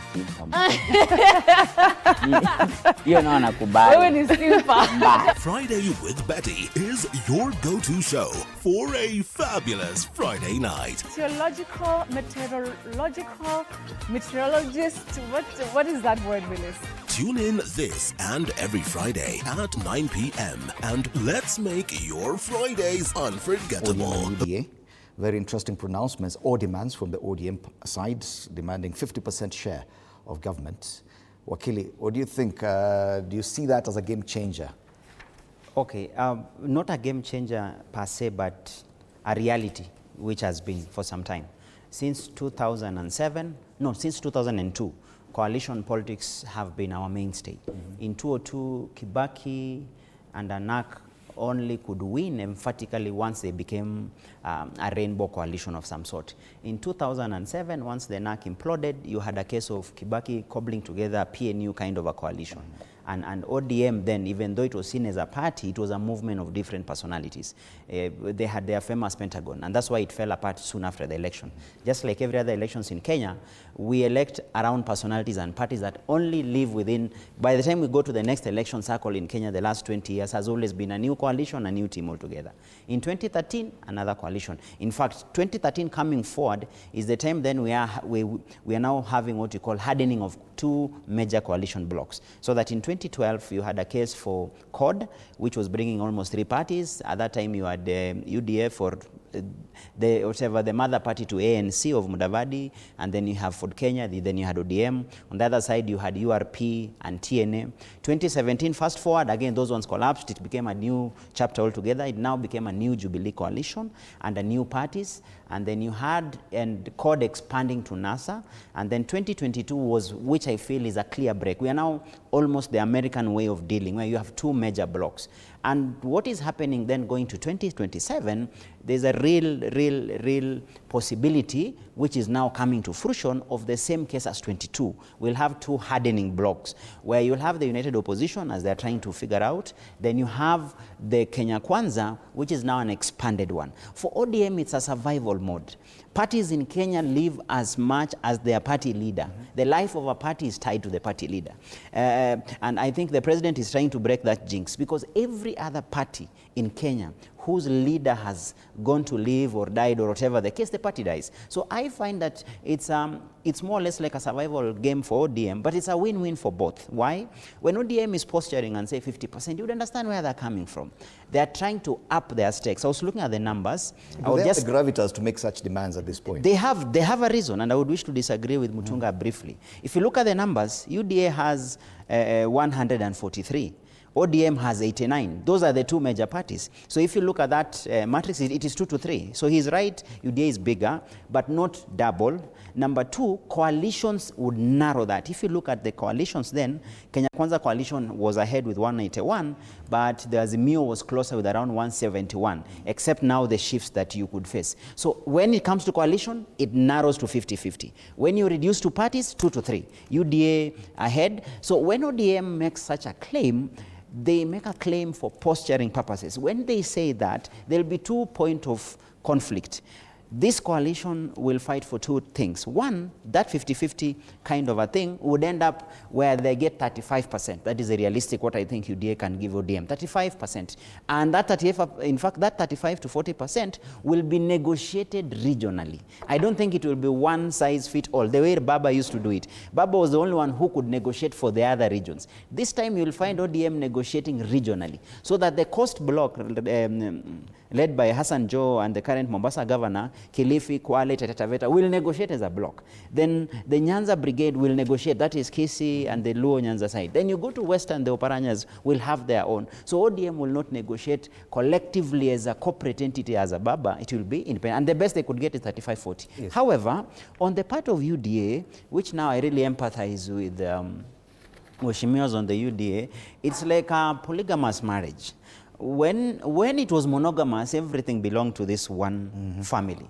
The moment there's a new kid on the block and there's a new family on board, then it means tunasongeana. So we have to really create space. The only advantage is that they have a father who is very, very fair.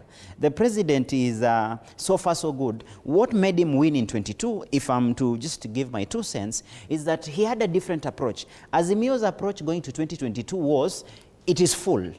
Nyumba imejaa, to the point that you had Raila appointing would-be cabinet ministers. So it was difficult for people to defect into Azimio. But for UDA and Kenya Kwanza, William Ruto intentionally opened all the doors and windows and said, whoever came, he signed coalition agreements up to the last minute, up to Alfred Mutua, up to Kingi, people whom you wouldn't say much how much they bring. If you go to Ukambani, that is under lock and key for the Kalonzo Wiper team. That's a fact. Up to the ward level for Alfred Mutua. But the president was this magnanimous for optics purposes. And you could see he was signing with anyone and everyone. And for some reason, he kept his word. So I feel going to 27, he has an upper hand when it comes to coalition talks because of his track record. Every time he has signed coalition agreements, it makes sense. And I think in listening to ODM making the 50-50 thing, it is basically to carry them on board, because ODM needs the coalition more than anything to survive outside Raila. And talking about ODM, because we've talked about how important it is even for our politics and a democracy to have a party like ODM, and it survives. But we've seen the history of coalitions in Kenya and what they've done to other parties. Even Jubilee was an example. Two strong parties, TNA, URP, come together, you forget about them, now it's Jubilee. And do you see that happening to ODM, that once this coalition happens, that is the beginning of the end for ODM? At least the character and DNA of that party that we've known that way. We're just looking forward to another dissolution, and because William Ruto has always been for one big monolithic party like the Communist Party of China. Actually, as I said earlier, and picking from where Kipto has left it, what will happen to ODM, and that's why I'm saying they have to be very careful the way they manage these transition issues, is that as they negotiate for their 50%, the coastal team will be negotiating out of that 50% what is our share. The Western Kenya will be negotiating out of that 50% what is our share. Nyanza. And if that is not properly managed, because the balance will be for Nyanza, if that is not properly managed, that will be the start of the downfall of ODM. You are likely to find one only out of the 3 blocks, one joining the Kenya Kwanza, and the rest going to different directions. And as he said, and that has always been my fear, and I pray that it doesn't happen. That might be the start of having only a small ODM from 80 MPs to about 20 or that if they don't manage well. And I've said that many times. So if I were the leader, Oburu, I would do what Kipto is saying. Oburu should be able to say, to maintain the coastal bloc and the western bloc, he should be more willing to give more to those 2 blocks than the Nyanza bloc. In that case, then he will be able to retain ODM. And Nairobi also. And Nairobi also, because Nairobi is also a serious bloc for ODM. Otherwise, if he says the Nyanza bloc more shares or higher percentage, these others can easily actually exit to another area. And depending on how they manage that. All right. Maybe I forgot something just to add on that. Another point of conflation we've forgotten will be zoning. This is where the real fight will be. Because UDA, as it stands now, once it swallowed ANC, UDA would be making a case for Western. UDA would want also to carry on board some of the rebels. Actually, the biggest rupture for ODM will be in Nyanza, because Raila had a stranglehold over Nyanza, especially when it comes to election of MPs, governors, and the rest. Absent Raila, you see an opening up of a space. And UDA would want to take a chance to nominate candidates. Evans Kidero, for example, has formally declared to run on UDA ticket. You have Musalia saying it clearly that zoning is anti-democratic. I feel the coalition talks will be make or break for ODM on matters zoning. How much can the coalition accept a zoning methodology where you say it's only ODM to run here? Yes. Very difficult to sustain. And that is one of the demands I've seen here. I think it's on the dailies today. Very difficult to achieve. And as we'll be negotiating about the percentages, the biggest mess will be in zoning. Yes, Kaluma says zoning is not negotiable in ODM UDA talks. It's there on page 8. Okay, that is why I wanted to begin by saying that I do not foresee dissolution of ODM. That is my own view, because that will weaken the control of what happens thereafter, the post-coalition state of the party itself. Why do I say that? Because, and again, I also do not see 100% available for sharing, because the intention of merging or forming a coalition is to win the election and then form a government. If all of them are very clear in their minds that they want to win an election, we must have more of others in. So I believe the negotiations will, first of all, set aside some proportion for those others. Agreed upon. Then they come back now to what remains between UDA and ODM. And then within the ODM, there must be satisfaction between the different factions of ODM so that we don't introduce cracks in the process. So, you know, it's a very interesting conversation you're having, because we're almost talking about shareholding. It is. And the one Rafael Munyao says they want to split our national cake into two. Why then castigate Mr. Gachagua? They're talking about shares. But you know, parties are there to... I think I want Kenyans to be realistic. Let us not pussyfoot around this because it's a fact. Political parties are formed with a clear, direct intention of owning the political and governance space, which involves sharing of seats. Why then do we have MPs competing? So why do we have a party? Criticizing that comment by Gachagua is actually the criticism around Gachagua was on matters development, not issue about representation. For Gachagua, his mantra was, what vote did you bring to this government? And therefore it dictates the amount of development you get, which is different from saying we are political parties competing for positions with a view of forming government. Right. And Fred, as I've mentioned, we need to be alive to the reality that in Kenya now going forward, coalitions are a mainstay. One of the reasons why you find the Gen Z conversation is kind of lost as we get into the 2027 election matrix is because the initial movement for 2024 Gen Z protests came with what I call a puritanical mindset.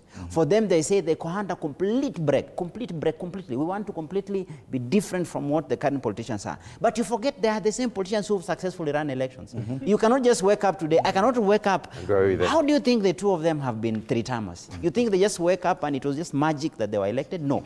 You have to run the grind. I want to encourage this. I've seen, for example, Bangladesh, if we are to compare the two countries. Bangladesh have had their revolution, a similar one like our Gen Z.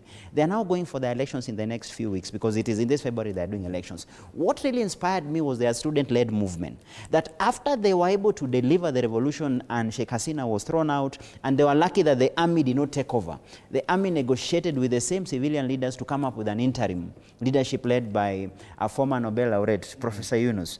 And what this interim government has done has just to organize elections and come up with some amendments. But what inspired me is that the student-led movement were realistic to the fact that there are new kids on the block on political matters. The main party had been merged, had been banned, but there were other major political parties. They ended up joining a coalition. They are now in one of the major, because there are two coalitions competing for seats. They are now part and parcel of another major coalition that has been in operation for almost 40 years. What that means is that if that side of their coalition wins, as a student-led movement, they will be having a seat at the table. This shareholding we are referring to on matter seats and in terms of places of power.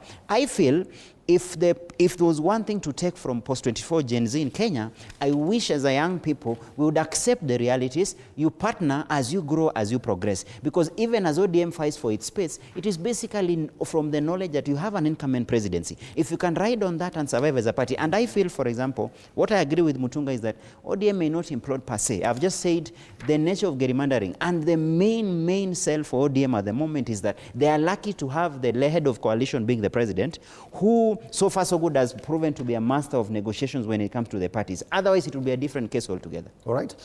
We have about 10 minutes to go, and I think it's only right that you also make consideration for the other side. We've talked a lot about UDA, ODM, and the other side, but Bwana Makali Mulu, we are struggling to find headlines when it comes to talking about the united opposition. Apart from that attack at a church in Othaya, which was quite unfortunate, do you agree that President William Ruto, his UDA and ODM and the discussions around coalition building make him appear to be a step ahead? I think from what you are saying, since December, when people went for the festive season, and January, if you are to compare what the president has been doing and the opposition side where I belong, I think he has been more visible. The president, because of this, the Nyota program, he has been all over the country. And you know, as Kipto says, our president is really a real politician. Even though he's going out there to do a program called Nyota, at the end of the day, he plays a lot of politics. And I think that's why people think that the other side has not been very active. But generally, what has happened is, you've seen the last 2 or 3 days, the united opposition is also now going out there. But all said and done, I think this is the year of make or break, this year now. And because I'm a member of that coalition, that united opposition, I've said this many times, I've given my own opinion, and this is quite personal, that the person we are planning to get out of office is a person who cannot be underrated. So we will need to come up with very good strategies, very robust strategies to counter some of these things. By the way, the question you have asked about leadership, whether it's emerging or not, I think generally all these people, our principals are leaders by their own right. If you look at them, some of them have been in leadership for many, many years. And what is going to happen is, because they are all equals among equals, what we are now trying to do is to come up with a team. First of all, have a team before you agree on the team leader. You know, you can't have a team leader before you have a team. Before you form a team. So these people have been on their individual capacity doing different things. You look at all of them. Kalonzo has been there for many years. Mother has been there for many years. But on their own right, some of them have even contested for presidency.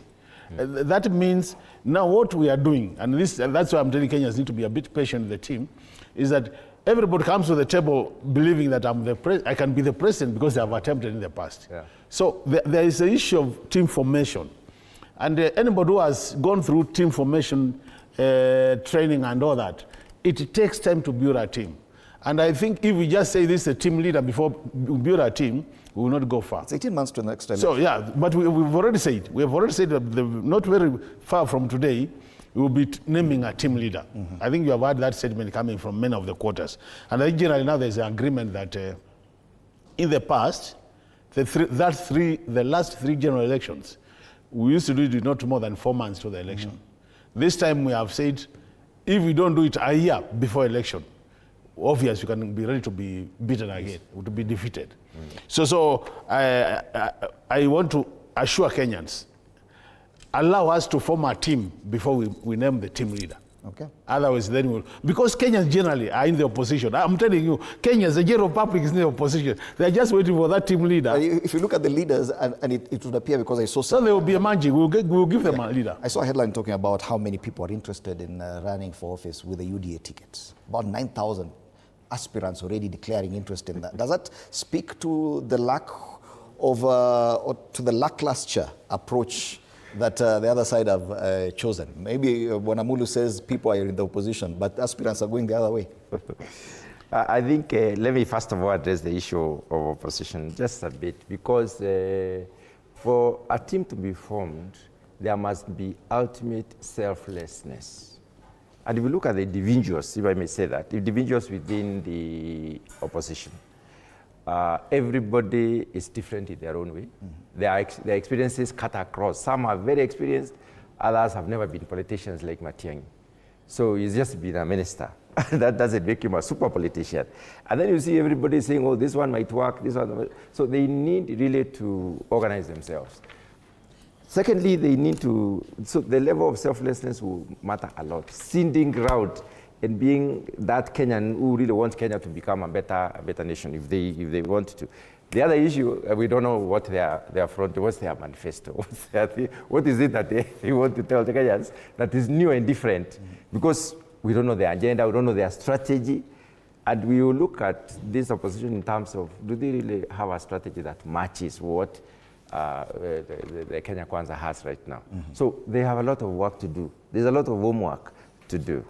But when it comes to interest in getting into parliament, every prospective contest, let me say contestants because they've not yet really declared, will always look at how will I get some level of enhancement from what there is. Where can I use least energy and be most, likely to benefit from our situation. But the most important is financing. That's what that is one thing that people forget. That's so first of all, you look at, but you go to a party like UDA, and then you risk running a primary election, the nomination. Nomination is a full election, and it's very costly. And you see, when you come to challenge, for instance, somebody like me who has been in the party, I was part of the formation of the party. I will not just let it happen. I will do whatever is humanly possible to make sure nobody gets that seat from my constituency. Right. So the idea is, it is not easy. Yeah. People can be very enthused to get into to join maybe a strong party, let me say that, but then they need to be aware of what it takes. All right. Sometimes it may be easier and better to go independent than join a very strong party. What is your assessment of the united opposition? What Now, is for the biggest united opposition, I think for a long time, the opposition politics was crafted around the style and the imagery and the political movements of Raila Odinga. So you have seen an opposition being crafted from a different lens. And that's why, as you say, we are struggling for the headlines. We are struggling to get a headline for the UPA. So that, for me, is one of the differences. So they are in transition. Secondly, unlike an incumbency like the one for President William Ruto, united opposition is working from the outside. And in this case, trying to come up with a winning formula becomes a bit of an extra task. Not too difficult, but extra task. The biggest problem with the united opposition bloc is that they are basing their figures on Mount Kenya in a big way. And Mount Kenya at the moment, absent, if we are to stick to what the courts have always maintained when it comes to impeachment, if the courts will confirm the impeachment of then Rigathi, it would put Mount Kenya in a difficult position that for the first time, Mount Kenya would be negotiating, if indeed they are the primary stakeholders in such UPA, the issue would be they'll be negotiating without a candidate in either of the top two, because that would mean, are they in a position to cede and allow, for example, a Kalonzo Matiang'i ticket? Because at the moment as it stands, if all factors are real concerned, Kalonzo is likely the type of a candidate to be considered and would not be difficult to be acceptable across the Mount Kenya. But the challenge would be, what would be the stake for Mount Kenya if they don't have a leading contender? Because Mount Kenya is such a big traditional bloc. They are one of the moving parts. If you talk about, if you remember the myth and the strength of Raila Odinga was that he could command between 40 to 50%, but he could cobble a coalition across the republic. Mount Kenya can easily get to that 35-40% single-handedly if they close it right from up there. And that's why you see the president fighting tooth and nail to retain that particular bloc. So my challenge for UPA would be, where do they put, where is the question of Mount Kenya without a leading contender in that? That will make or break. Secondly, there's a looming shadow of the former president, where you then again, it comes back to Mount Kenya question.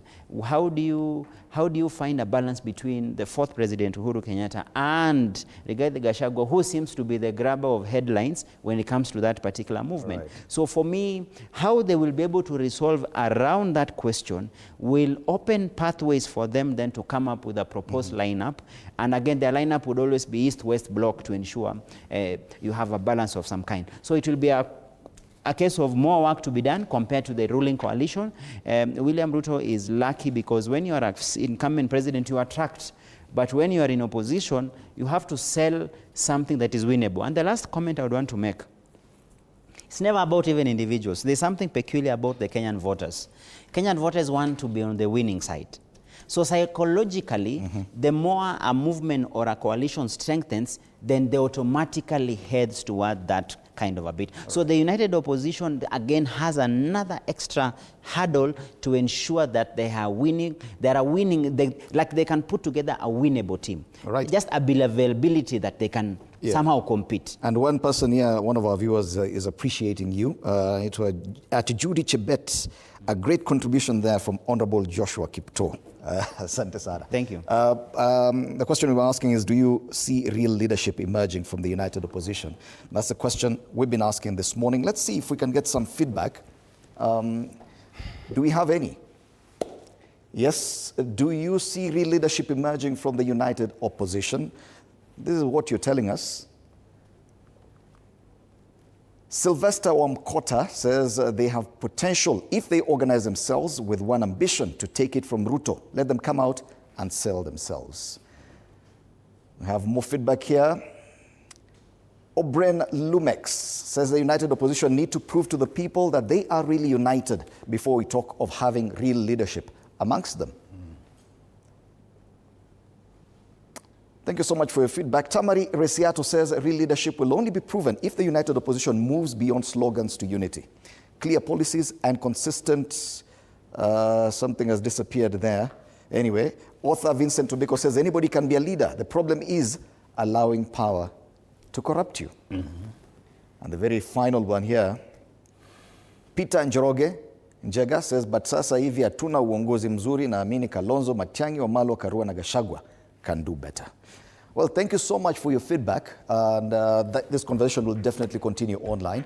TV47 Kenya on Facebook, TV47 Kenya on YouTube, Instagram as well. If you're on X, TV47 Digital. Use the hashtag MorningCafe TV47. Once again, ladies and gentlemen, the two big papers are sharing one headline. The grand cover-up matters security. That's the Standard and the Daily Nation. 85% of Nairobi houses in danger of collapsing. Matters business. Taxpayers face 23 billion shilling bill over Coco Network's death. Ladies and gentlemen, those are our headlines this morning. Asante sana, Dr. Makali Mulu. Thank you, Fred. MP Kitui Central. Dr. John Kanyuithia Mutunga, MP Tigania West, and Advocate of the High Court, Bwana Kipto. Asanteni sana. Thank you so much, ladies and gentlemen. My name is Fred Indemuli. Up next, Morning Blitz.